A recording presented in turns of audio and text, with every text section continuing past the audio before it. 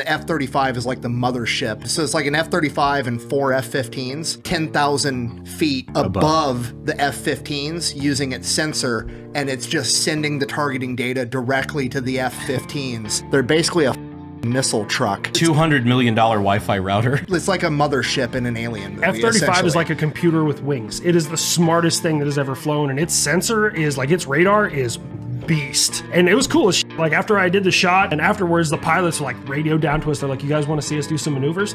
Look, if I ever say no to that, just go ahead and chop my off, man. Like, do I want to see F-35s do backflips and barrel rolls over top of me? Absolutely I do.